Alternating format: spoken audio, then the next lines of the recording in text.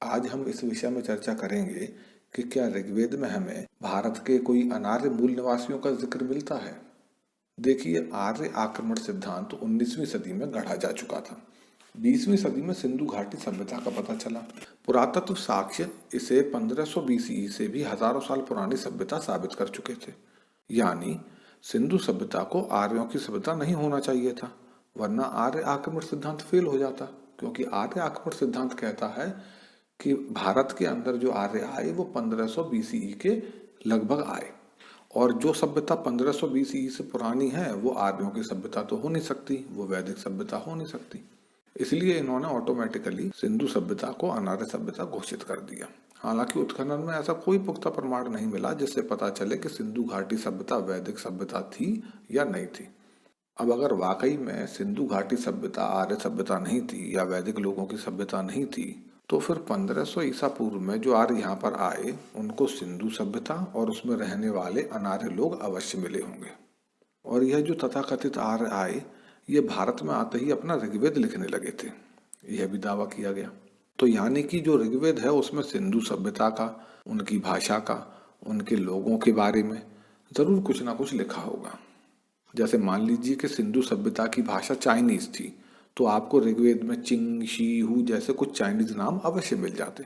आर्यों को विदेशी बताने वाले लोग यहाँ के मूल निवासियों को द्रविड़ियन बताते हैं, कोई उन्हें किसी अज्ञात भाषा परिवार का भी बताता है।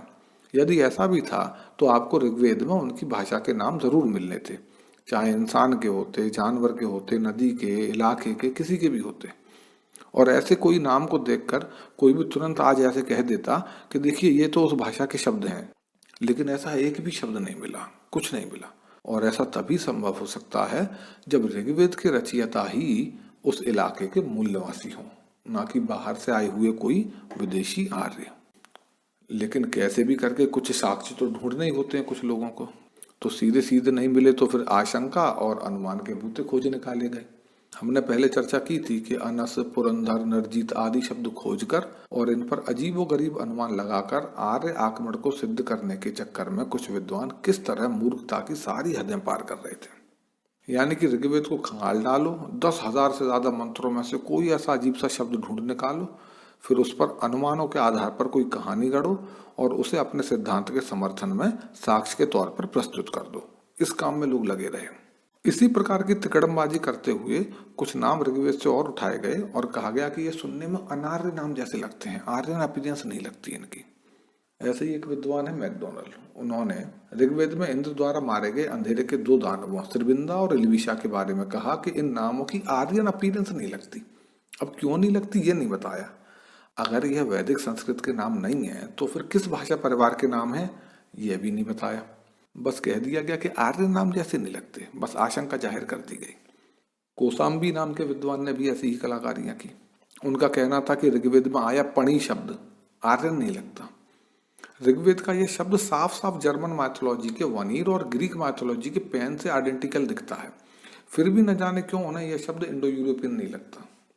राहुरकर ने कहा कि कंडवा परिवार के जो ऋषि हैं उनके नाम बड़े अजीब और अनार्य जैसे लगते हैं, और इन नामों में वह अश्वसुक्तिन और गौसुक्तिन नामों का भी उल्लेख कर देते हैं, जबकि साफ साफ ये नाम ऋग्वैदिक नाम है। अब ऐसे लोगों के अनुमानों का आप क्या कर सकते हैं, इनकी आशंकाओं को क्या कर सकते हैं। इस प्रकार के विद्वानों के समूह ने तो दास, दस्यु, असुर आदि शब्दों को भी अनार्य शब्द बता दिया, जबकि इनमें से अधिकांश शब्द यूरोप व ईरान की भाषाओं और कथाओं में मौजूद हैं। दास, दस्यु, असुर ईरानी भाषा में मिल जाते हैं, यह शब्द यूरेलिक भाषाओं तक में मिल जाते हैं। असुर और पणी जर्मन भाषा में भी मिल जाता है, लेकिन फिर भी इन्हें यह शब्द इंडो यूरोपियन नहीं लगते, किसी अन्य भाषा के लगते हैं। इस प्रकार के विद्वानों का कहना है कि ऋग्वेद में इंद्र द्वारा मारे गए सभी दानवों के नाम संभवतः अनार्य नाम हैं, जैसे वृत्र, शुश्र, शंबर, वल, पिपरु, नमूची, धुनी आदि। असल में आर्य आक्रमण को सिद्ध करने के चक्कर में इन्हें हर जगह 2 अलग नस्लों का युद्ध दिखाई दे जाता है। इसलिए ऋग्वेद में दर्ज युद्धों को ये हमेशा आर्य और अनार्य के युद्ध के तौर पर ही देखते हैं, जबकि ऋग्वेद की कई घटनाएं केवल प्राकृतिक घटनाओं का चित्रण मात्र है, जिन्हें मानवों के मध्य हुई घटनाएं मानकर एक काल्पनिक अतीत इन लोगों ने गढ़ लिया। जैसे कि लोग उस समय वर्षा पर बहुत निर्भर थे, वर्षा व बिजली जैसी प्राकृतिक घटनाओं से इंद्र का चित्रण किया गया। वर्षा न होने का मतलब था प्रकृति के काम में कोई बाधा पड़ी है, या काल्पनिक बाधाएं ही दानव हैं व इन्हें मिटाकर वर्षा का हो जाना ही इंद्र की इन दानवों पर विजय है। न केवल भारत में बल्कि यूरोप की कथाओं में भी ऐसी ही कहानियां हैं। ऋग्वेद में वर्षा व आकाशीय बिजली का देवता इंद्र सांप के रूप में आए हुए दानवों को मारता है। ग्रीक माइथोलॉजी और जर्मन माइथोलॉजी में भी आकाशीय बिजली का देवता उन दानवों को मारता है जो सांप के रूप में आए थे। पश्चिम एशिया की हिटाइट माइथोलॉजी में भी ऐसी ही कथाएं मौजूद हैं, लेकिन ऋग्वेद की ऐसी ही कथाओं में इन लोगों को आर्यों का आक्रमण दिख जाता है। देखिए, ऋग्वेद में द्योष नाम का एक देवता है जो कि पृथ्वी का पति है और रात्रि व उषा का पिता है। ऋग्वेद में दिन के आकाश को द्योष कहते हैं, धरती को पृथ्वी, रात को रात्रि और सुबह को उषा लिखा है। हम जानते हैं कि यह सब प्राकृतिक तत्व व घटनाएं हैं जिन्हें बस मानवीय रिश्तों में परिभाषित किया गया है। अब कोई इन्हें जीते जागते इंसान मानकर इसे किसी परिवार का वर्णन समझे तो फिर आप क्या कर सकते हैं। थोड़ा नया उदाहरण ले लीजिए। आपने कबीर जी के दोहे सुने होंगे, माटी कहे कुम्हार से तू क्या रौंदे मोहे, एक दिन ऐसा आएगा मैं रौंदूंगी तोहे। एक और दोहा है, मालिन आवत देख कर कलियन करी पुकार, फूले फूले चुन लिए कल हमारी बार। यदि कोई इन्हें कुम्हार और मिट्टी के बीच हुई लड़ाई का, मालिन और कलियों के बीच हुई लड़ाई का विवरण माने तो कोई इसे कबीर जी की माली और कुम्हार जाति के प्रति ईर्ष्या का प्रमाण बता दे, उन्हें जातिवादी घोषित कर दे तो ऐसा मानने वाला या तो कोई नासमझ व्यक्ति होगा जिसे आध्यात्मिक दोहे समझने की अभी अकल नहीं आई है, या कोई दुष्ट व्यक्ति होगा जो जानता तो सब है लेकिन जानबूझ के अर्थ का अनर्थ करके लोगों को भड़काना चाहता है। ऐसी ही कोई मनोदशा उन लोगों की रही है जिन्होंने ऋग्वेद के मंत्रों में विदेशी और मूल निवासी को देखा।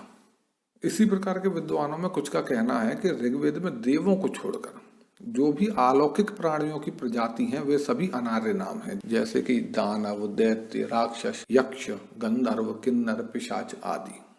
ऋग्वेद में कैसे भी अनार्य लोगों को खोजने की जो होड़ थी, इसमें इन लोगों ने ऋग्वेद में दर्ज हर युद्ध को आर्य अनार्य का युद्ध दिखाने के चक्कर में इतनी हद कर दी कि इसके लिए कुछ ने तो इक्ष्वाकु, पुरु, अनु, ध्रुयु, यदु, तुर्वश जैसी मूल वैदिक जनजातियों को भी अनार्य बता दिया।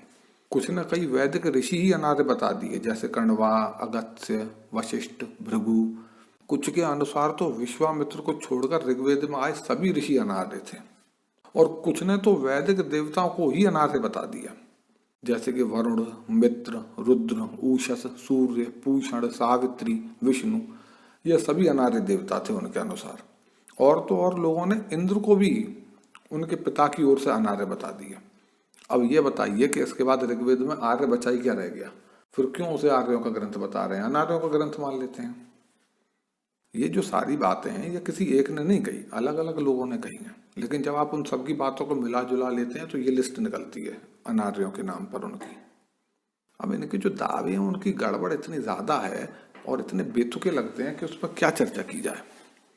देखिए, ऋग्वेद में दर्ज किसी व्यक्ति या जनजाति को कोई भाषाविद कैसे आर्य या अनार्य नस्ल का कह सकता है, क्योंकि भाषा के आधार पर आप नस्ल नहीं बता सकते। उदाहरण के लिए आप समझिए कि भारत में आज जो गोंड जाति है उसके लोग आंध्र प्रदेश में गोंडी भाषा बोलते हैं, जो कि द्रविड़ीय भाषा परिवार से आती है। मध्य प्रदेश में गोंड लोग हिंदी बोलते हैं, जो कि इंडो यूरोपियन भाषा है। पूर्वी भारत में रहने वाले गोंड ऑस्ट्रो एशियाटिक भाषाएं बोलते हैं। ऐसे अनेकों उदाहरण हैं जहां एक ही नस्ल के लोग अलग अलग भाषा परिवार की भाषाएं बोलते हैं, और एक ही भाषा परिवार की भाषाएं बोलने वाले लोगों में अलग अलग नस्ल के लोग भी होते हैं। इसीलिए ऋग्वेद में भी आप भाषाई आधार पर किसी की नस्ल, सभ्यता या संस्कृति का निर्धारण नहीं कर सकते हैं। आज जो हिंदी बोल रहे हैं भारत में, उनमें कोई लोग अलग अलग नस्लों के भी हैं लेकिन वो आज हिंदी बोलते हैं, अलग अलग धर्मों के भी हैं लेकिन वो हिंदी बोलते हैं। तो भाषा के आधार पर आप किसी की नस्ल या धर्म नहीं बता सकते, मान्यताएं नहीं बता सकते। आप बस यह बता सकते हैं कि उनके जो नाम हैं वो किस भाषा के हैं, बल्कि नाम तक मिल जाने से भी उसकी नस्ल का पता नहीं आप कर सकते कि वो किस भाषा समूह की नस्ल थी। आज भारत में आपको जॉन और रॉबिन नाम के लोग मिल जाते हैं। जिन लोगों का धर्म हिंदू है, जो यहीं के निवासी रहे, उनमें भी कईयों के नाम रॉबिन है। तो क्या उस नाम के आधार पर आप उसे विदेश का कोई अंग्रेज रॉबिन बता देंगे? नहीं बता सकते। हालांकि नाम उसका बाहरी भाषा का है, लेकिन ऋग्वेद में तो ऐसा कोई नाम तक नहीं मिला जो किसी और भाषा का हो। तो फिर कैसे ये लोग किसी व्यक्ति को नॉन इंडो यूरोपियन या अनार्य बोल देते हैं, ये समझ नहीं आता। जिन नामों को यह अनार्य नाम होने का अंदेशा जता रहे थे उनमें तो कई नाम यूरोपियन माइथोलॉजी में मिल जाते हैं, जैसे दास, दस्यु, असुर आदि। यदि यह नाम भारत के मूल निवासियों के थे तो ये यूरोप की माइथोलॉजी में नहीं मिलने थे, क्योंकि इनके अनुसार तो भारत आए हुए आर्य कभी लौटकर वापस यूरोप में नहीं गए। यह बस शंका के बूते कहानी गढ़ते रहे हैं। ऋग्वेद में जहां भी दो पक्षों का इन्हें टकराव मिला, फिर चाहे वह मनुष्यों का हो या प्राकृतिक घटनाओं का मानवीय चित्रण हो, उसमें इन्होंने हमेशा दो नस्लों का संघर्ष ही देखा और उसमें से कोई नाम लिया और कह दिया कि यह नाम अनार्य जैसा लगता है। अब लगता है का क्या मतलब है? लिंग्विस्टिक्स एक प्रिसाइज साइंस है। आप बताइए ना कि अगर यह इंडो यूरोपियन भाषा का नाम नहीं है तो फिर किस भाषा परिवार का नाम है? जिन्हें यह अनार्य नाम बता रहे हैं उनकी इटिमोलॉजीज स्पष्ट रूप से इंडो यूरोपियन रही है। इस विषय में घोर अनुसंधान करने वाले श्रीकांत तलगेरी जी का दावा है कि उन्होंने इस विषय पर लिखी अपनी तीसरी किताब में ऋग्वेद व अविस्ता से इतने सारे साक्ष्य दिए हैं जो ये सिद्ध करते हैं कि वैदिक लोग बाहर से भारत में नहीं आए, बल्कि भारत के लोग बाहर गए थे। आप चाहें तो वो किताब पढ़ सकते हैं। तो आज की इस क्लास में हमने चर्चा की कि क्या ऋग्वेद में भारत के किसी अनार्य मूल निवासियों का जिक्र है अथवा नहीं है, और हमने पाया कि ऐसा कोई जिक्र ऋग्वेद में नहीं मिलता। अगली जो क्लास है हमारी, उसमें हम चर्चा करेंगे कि आर्यों का विस्तार पश्चिम से पूर्व हो रहा था या पूर्व से पश्चिम हो रहा था, कि आर्य विदेशी थे या भारतीय थे। धन्यवाद।